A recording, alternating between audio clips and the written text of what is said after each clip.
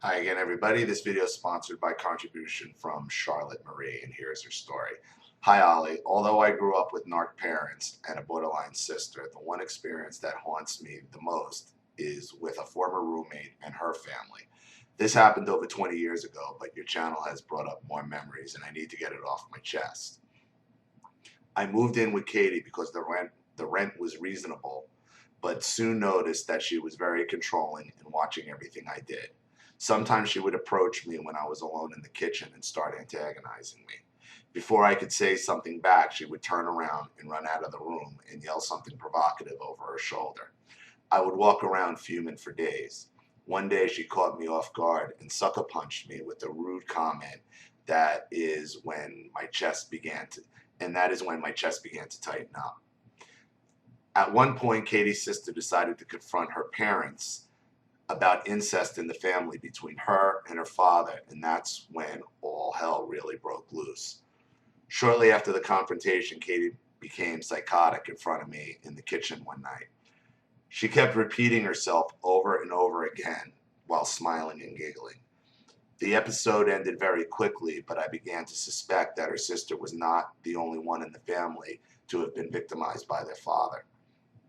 Katie's mother-in-law, Katie's mother flew under the radar as I didn't detect anything wrong at first. In fact, she had a wonderful personality until I started to hear about the way she raised Katie.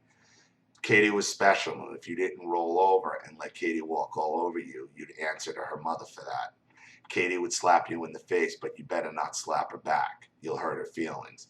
You had to be nice to Katie, but she didn't have to be nice to you.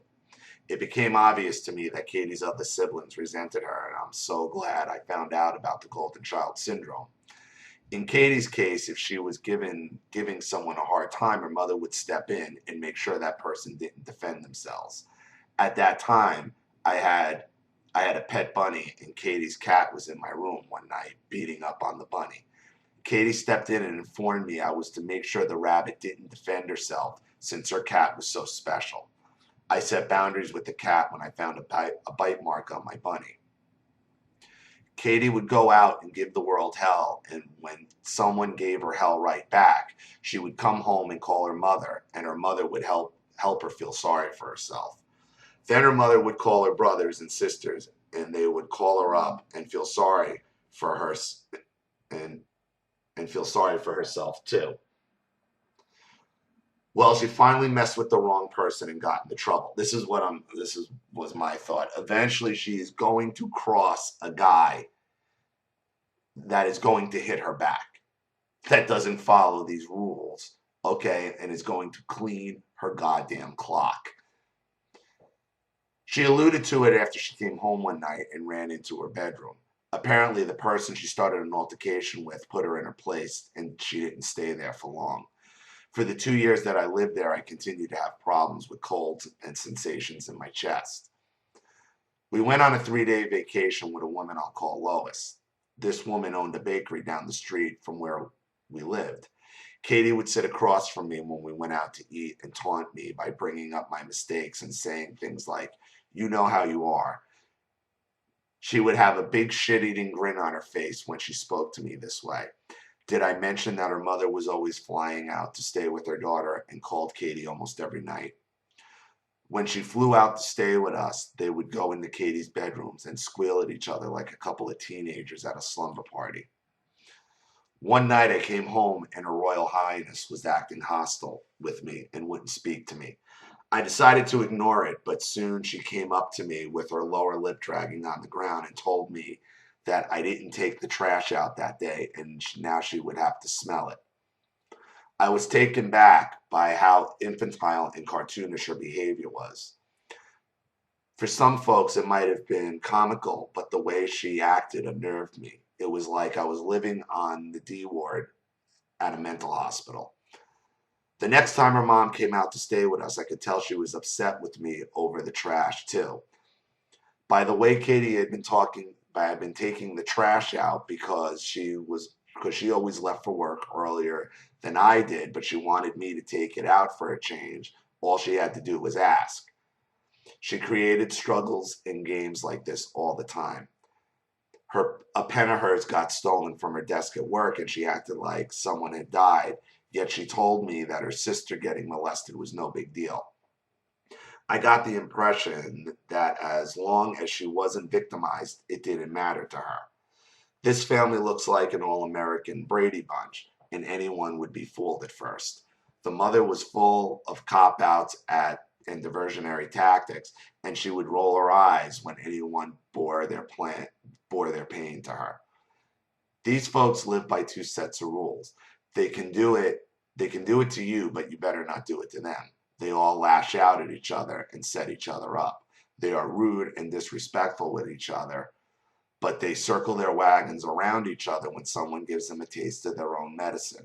This is what happened when I finally gave it back to her after she had been giving it to me for 2 years.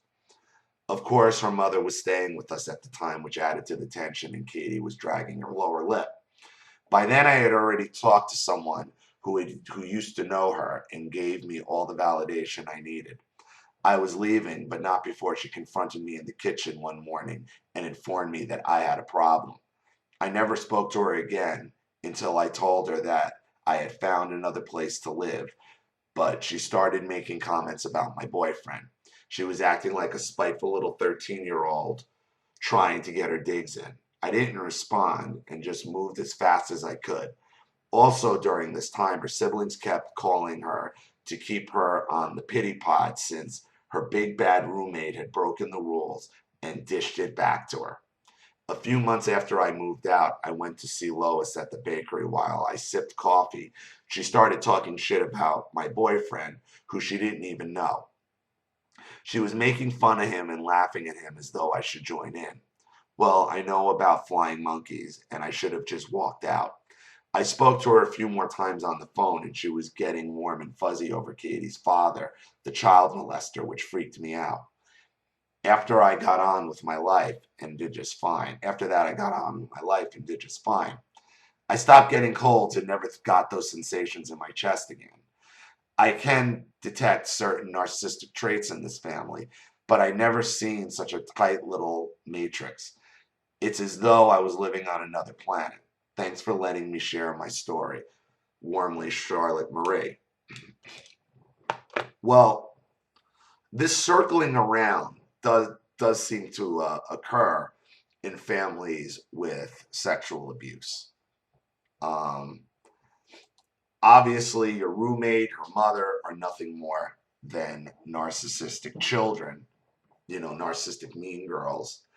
Probably obviously had knowledge the other sister was molested. Whether Katie was or not, she knew about it. That's for damn sure. She absolutely knew about it based on her reactions. Um, but here's the thing with that behavior. She's trying to get somebody to hit her.